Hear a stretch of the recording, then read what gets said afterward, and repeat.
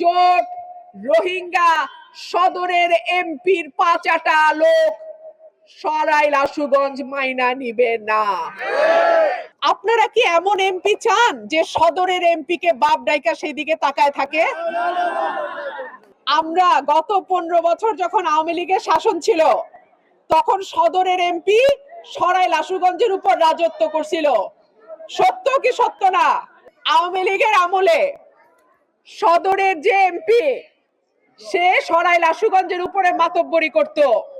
এখন আরেকটা জোটের থেকে রোহিঙ্গা আনছে, সেও দেখি সদরের এমপি রে নিয়ে ঘুরে, সদরের ক্যান্ডিডেট রে নিয়ে ঘুরে।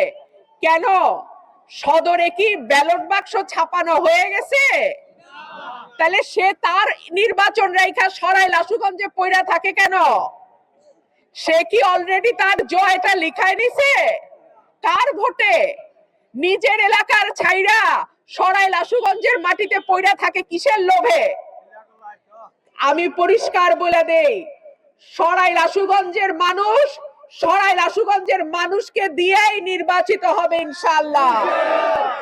এইখানে কোনো জোট রোহিঙ্গা সদরের এমপির ৫টা লোক সরাইল আশুগঞ্জ মাইনা নিবে না। প্রিয় ভাইয়ের বোনেরা আমার, নির্বাচন 12 তারিখে, হাতে আছে আর মাত্র 1 মাস। এই একটা মাস আপনারা আমার পাশে থাকবেন ইনশাআল্লাহ। আগামী 5 বছর আমি আপনাদের প্রতিদান দিয়ে যাব। যদি আপনাদের ঋণ আমি শোধ না করি, আর কোনোদিন আপনাদের দরজায় আমি সাহস কইরা আসব না।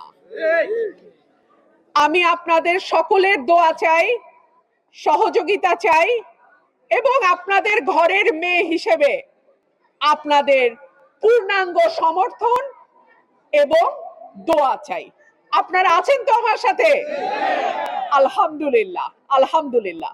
উপরে আল্লাহ, নিচে আমার সরাইল আশুগঞ্জের মানুষ। আপনাদের দোয়ায় আল্লাহ যদি আমাকে পাশ করায়, এই দুটো উপজেলাকে আমি মডেল উপজেলা করব। আর অন্য কোন মাটির এমপি আমার মাটিতে আইসা মাতব্বরি দেখাইবে, ওইটা আমি হইতে দিব না। আমি আর বক্তব্য লম্বা করব না। আমার শাহজাদাপুরে আরো 4টা সভা আছে। আপনারা আমার ঘরের মানুষ, সুতরাং আপনাদের এখানে আমি সময় দিব কম। আপনারা আমার জন্য ডোর টু ডোর যাবেন, দরজায় দরজায় আমার কথা নিয়ে আপনারা যাবেন তো?